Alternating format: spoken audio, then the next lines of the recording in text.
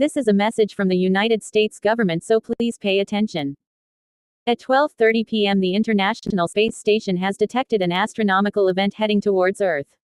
Specifically the United States of America. Luckily this astronomical event seemed to be mostly gas but has a small meteorite inside the gas. But still it is required to stay home during this astronomical event. Lock all doors and windows and seal any cracks until the next upcoming emergency alert system.